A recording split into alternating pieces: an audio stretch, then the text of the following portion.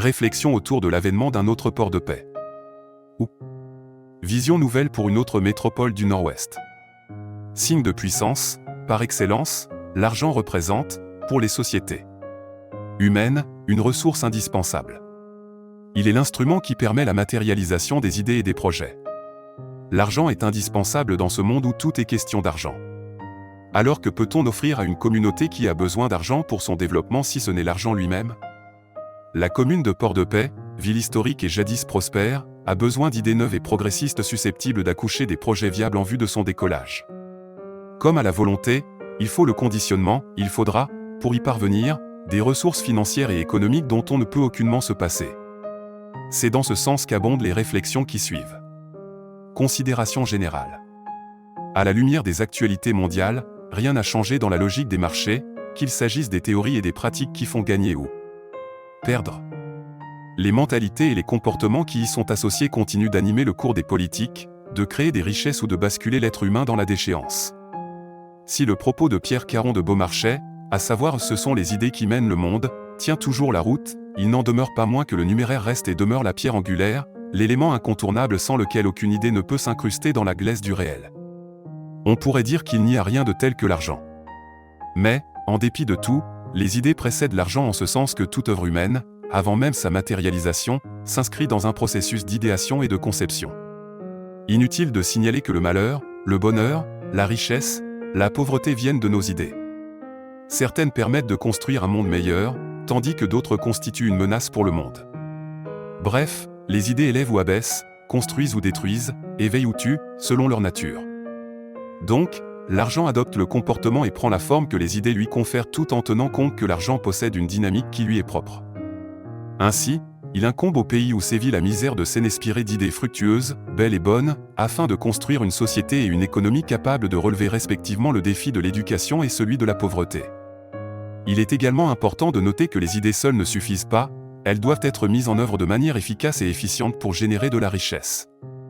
C'est pourquoi il est recommandé à tous de réfléchir avant d'agir afin de trouver l'équilibre nécessaire entre la réflexion et l'action. Et, comme le préconise le pragmatisme, il faut agir en homme de pensée et penser en homme d'action. Quoi qu'il en soit, personne n'échappe à la logique de l'argent. Nul ne peut vivre une vie sans argent sans tomber dans les affres de l'indignité, de la misère et de l'infrahumanité. Personne ne peut nier l'évidence de son pouvoir immense dans le monde, ni le bonheur qu'il apporte aux nantis. Malgré les réserves exprimées par certaines autorités religieuses à son encontre, la ruée vers l'argent ne cesse de croître, de se renforcer et de participer au plus haut point à l'accession à un mode de vie confortable. C'est pourquoi toute nation qui aspire à la grandeur ou à se tailler une place au soleil doit impérativement s'engager dans une course permanente à la richesse. Ce cheminement est celui de l'homo economicus aux prises avec les dures réalités du monde. Il doit s'organiser s'il veut s'en sortir en tant qu'agent économique de premier plan. Cela vaut aussi pour les communautés, surtout les mégapoles où affluent des gens des zones avoisinantes. Il est un fait que toutes les métropoles d'Haïti expérimentent la surpopulation, voire la promiscuité. Que l'on ne se méprenne pas, ceux qui pensent que l'argent est donné se trompent. Il ne tient pas du miracle. La prospérité exige discipline, sacrifice et adaptation stratégique. Il n'est pas évident que chacun adhère à cette logique. Il est cependant essentiel de comprendre que n'importe quel pays pauvre peut devenir riche s'il le souhaite, car la richesse n'est rien d'autre qu'une question d'homme. Si Haïti fut, jadis, riche, elle peut le redevenir. Les bras humains, les esprits qui en avaient fait un vrai joyau se sont même bonifiés. Ce ne sont pas les potentialités qui manquent. L'État debout. La jeunesse debout. La diaspora debout. Port-de-Paix debout. Le rêve en tant qu'idéal ou quête du bonheur collectif et individuel. Si l'on vante souvent le mérite du rêve américain comme l'expression d'une vie pleinement accomplie où l'individu et le collectif sont censés être à l'abri du besoin, on peut aussi envisager le rêve haïtien et plus spécifiquement le rêve port-de-paixien à condition que l'on s'entende sur les principes du vivre ensemble, d'équité et d'opportunité pour tous. Le rêve américain, en dépit de certains avatars, par choix, certains individus ne parviennent pas à tirer leur épingle du jeu dans la société américaine, est un construit auto-entretenu, c'est pourquoi il subsiste à travers les ans. Un rêve ne se construit pas ex nihilo, dans l'indigence d'esprit ou la résignation. Il ne se construit pas non plus sur du faux, des jérémiades, des buzz, des voix montes, mais plutôt sur la poursuite constante d'un idéal de bonheur, la noblesse des sentiments, la volonté sans cesse renouvelée de repousser ses limites, la valorisation du travail comme vecteur d'accomplissement de soi. Inutile de dire pourquoi la civilisation occidentale a autant de succès. Les conditions existentielles dans la métropole du Nord-Ouest.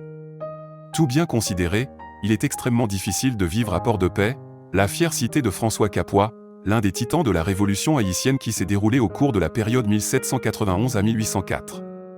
En effet, à Port-de-Paix, la métropole du Nord-Ouest, on ne peut y vivre sans sourciller, sans éprouver de la compassion en raison de son insalubrité, de ses rues entravées, mal entretenues, croulant sous le lourd fardeau de son explosion démographique.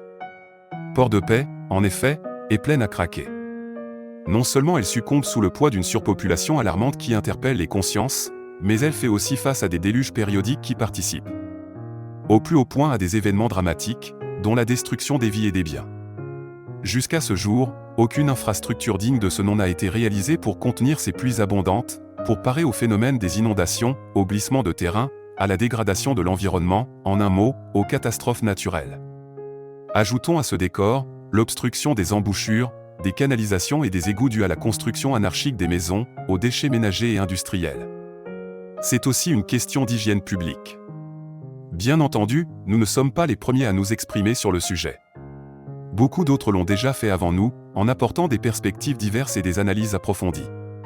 En effet, ce thème a suscité de nombreuses discussions et réflexions au fil du temps, tant parmi les experts que parmi le grand public. Chaque contribution a permis d'enrichir notre compréhension collective et de mettre en lumière différents aspects de la problématique. Beaucoup de plaintes, de gémissements, beaucoup de grognes, des appels réitérés à l'aide, mais rien n'est fait. En outre, à cause de l'invasion de la voie publique, les usagers de la circulation routière sont contraints de se déplacer sur un ruban d'espace. Force est de reconnaître, pour le présent et pour l'avenir, qu'il est impératif que Port-de-Paix s'inscrive dans une dynamique de déconcentration de son territoire vers des étendues inoccupées afin de s'agrandir pour éviter une série d'incidences majeures pouvant constituer, au-delà d'un certain seuil, un frein à son développement. La vie sociale et économique à Port-de-Paix. La vie sociale de cette ville est marquée par une philosophie caractérisée par un manque de solidarité, la méfiance, l'esprit de division, une absence de communication et la précarité économique, pomme de discorde de toute société en difficulté d'émergence. Que peut-on dire de sa vie économique ? Sa vie économique est marquée par le phénomène de banditisme quasi généralisé. Sans entrer dans une série de considérations techniques et scientifiques, il est évident que l'économie politique et de marché a subi des transformations profondes. L'inflation atteint des sommets. Les commerçants, car il n'y a pratiquement pas d'industriels à proprement parler, se démènent comme des diables dans un bénitier. Les ménages sont épuisés, les risques sur le marché sont colossaux et imprévisibles, tandis que les salaires stagnent. Et, très peu de personnes disposent d'un salaire. Le gros du peuple vit à partir du secteur informel qui échappe à tout contrôle étatique. Les changements, tant dans la vie sociale que dans la vie économique, soulignent clairement la normalité de la situation actuelle. Port-de-Paix recule au lieu de progresser, et ce, bien longtemps, avant cette conjoncture de terreur que nous déplorons tous. Ce qu'elle était au cours de la première moitié du XXe siècle n'est plus qu'un lointain souvenir et ce qu'elle représentait pour le pays appartient désormais à l'histoire. Le pire, c'est que Port-de-Paix, autrefois un port florissant rivalisant avec le Cap haïtien, se trouve désormais dans une situation de dépendance vis-à-vis de ce dernier. Pour l'histoire et pour la vérité, la ville de Port-de-Paix et l'île de la Tortue ont été les premières capitales coloniales d'Haïti. A fortiori, il faut se souvenir de la Standard Fruit Company, de la Compagnie haïtienne, des plantations de figues bananes, du gaillac, de la pitte, du campêche, du bois chandelle, de l'acajou étendu sur des milliers de kilomètres dans la seule région du Nord-Ouest. La voie par laquelle peut venir le salut. Engluées dans les pièges de la lutte pour la survie, les populations locales ne semblent, à mon avis, poursuivre aucun idéal de grandeur. Un rêve est un idéal, une quête incessante du bonheur, caractérisée par le bien-être matériel et la qualité de vie. Il participe au processus d'humanisation de l'homme, qui doit pouvoir satisfaire ses besoins primaires, boire, manger, dormir, se vêtir, ses besoins de sécurité, vivre tranquillement sans se sentir menacé ou en danger, ses besoins sociaux, être reconnu en tant que personne, appartenir à un groupe, ses besoins de réalisation, contribuer par son travail au développement de sa communauté, jusqu'au besoin d'accomplissement de soi, devenir la personne qu'on souhaite devenir. Tout cela ne va pas de soi. Il faut un conditionnement certain.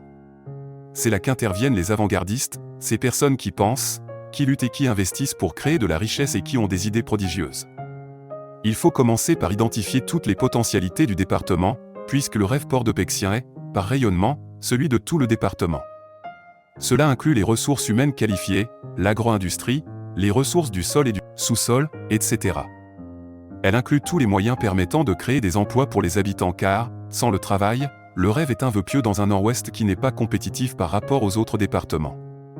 D'ailleurs, quand il s'agit de rencontres de grande envergure avec des acteurs nationaux ou internationaux, la ville de Port-de-Paix n'est jamais choisie comme lieu où se tiennent ces rencontres.